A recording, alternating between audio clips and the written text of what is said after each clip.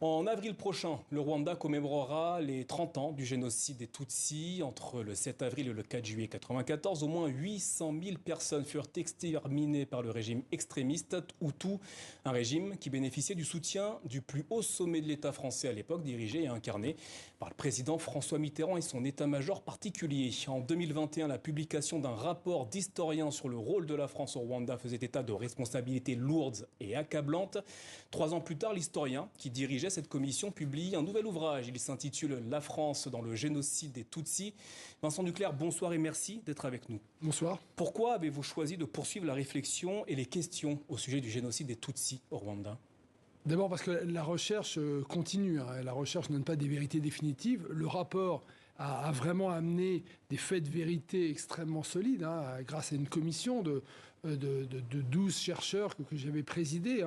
Et vraiment, on a vu l'impact de ce rapport, à la fois sur la connaissance historique du génocide des Tutsis, et puis sur le rapprochement extrêmement étroit voulu par les deux présidents et par les deux sociétés.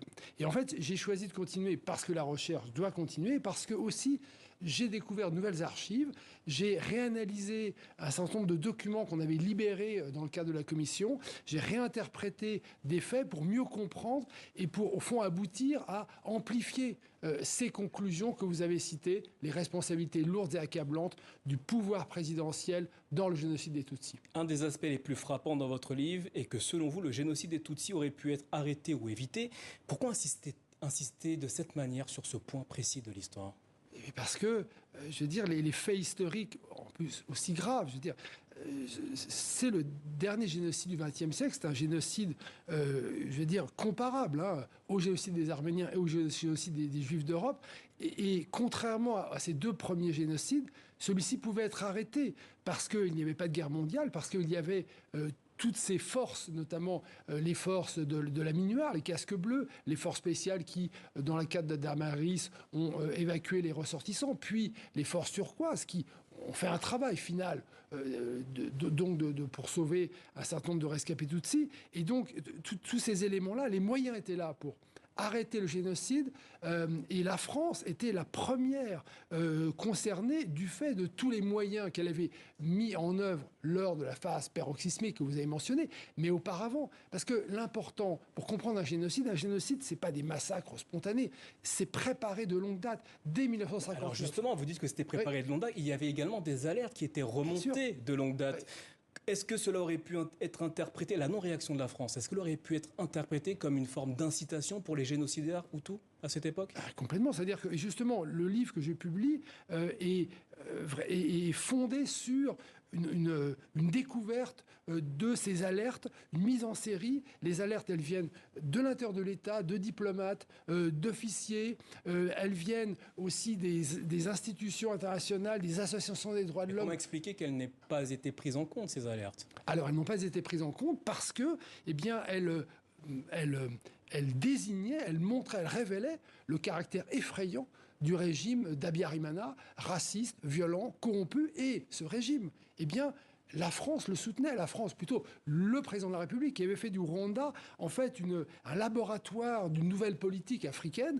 Et donc, le président Abiyarimana est soutenu de manière inconditionnelle par l'Élysée, et naturellement, je veux dire, révéler que ce régime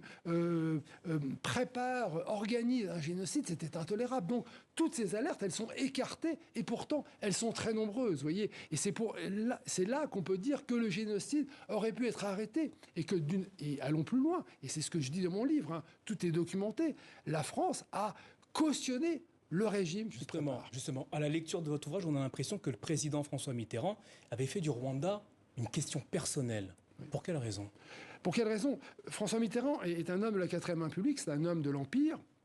C'est un homme qui est très attaché, je veux dire, au rayonnement français en Afrique.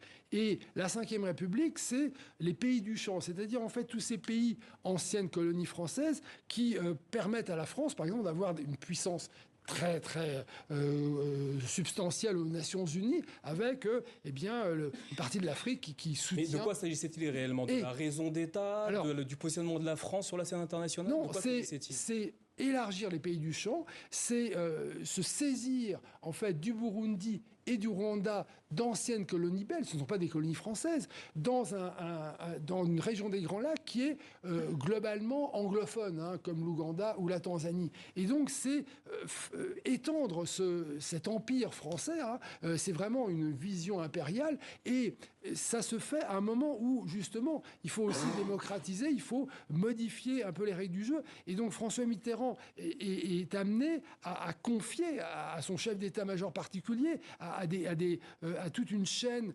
irrégulière, parallèle, que nous avons démontré, que moi j'ai renforcé dans la démonstration, eh bien, le soin de faire du Rwanda ce laboratoire donc de la nouvelle puissance française. Chapitre 7, vous mettez le doigt sur un autre aspect crucial, hein, le rôle de l'armée française au Rwanda à cette époque. Y a-t-il eu co-belligérance d'une partie de l'armée française au Rwanda à cette époque? Alors, il y a co-belligérance parce que l'offensive des exilés Tutsis et des opposants, donc regroupés dans le Front patriotique rwandais, eh bien, c'est un mouvement intérieur. Ce n'est pas, je veux dire, et ça a été démontré par les militaires sur le terrain. Ce n'est pas une attaque de l'Ouganda à travers le FPR. Et donc, ça veut dire que la France, en fait, soutient un régime qui détruit une partie de sa population. Et donc, cette co-belligérance, oui, elle existe, mais elle est décidée à l'Élysée. C'est-à-dire que les militaires sur le terrain obéissent aux ordres et sont même très gênés, il faut le dire, devant, au fond, les objectifs qu'on leur donne. Enfin, au sujet du rôle de la France, au sujet du génocide des Tutsis, vous dites que la responsabilité de la France ne se discute pas. Pourtant, aujourd'hui encore, certains rejettent votre lecture des événements. Pour quelles raisons? Est-ce qu'il y a encore une forme de déni en France au sujet du génocide des Tutsis? Le déni, en fait, il a commencé en 1990 quand la France intervient officiellement pour protéger les ressortissants français, mais pour sauver le régime Habyarimana. Et depuis 30 ans, le déni existe et il empêche en fait la vérité. Et si l'on observe la manière dont on raconte cette histoire où la France n'aurait aucune responsabilité dans le processus génocidaire puis dans le génocide des Tutsis, eh bien cette reconstruction de l'histoire se heurte à la vérité des faits, à la vérité des archives. Et parce que le travail de la commission que j'ai présidée et mon livre sont fondés sur des preuves matérielles, sur les archives de l'État. Et ça, c'est imparable face effectivement à une sorte de discours qui, en plus, refuse à l'Afrique son histoire. Nous avons dit aux Africains, nous avons dit aux Rwandais, eh bien, l'histoire qu'on vous a refusée, eh bien, oui, c'était la vôtre et nous la reconnaissons et c'est ainsi qu'on construit la nouvelle relation avec le Rwanda. Vincent Duclercq, merci infiniment d'être venu nous présenter votre livre « La France face au génocide des Tutsis ». Le grand scandale de la Ve République, un livre à retrouver aux éditions Talendier. Merci à vous.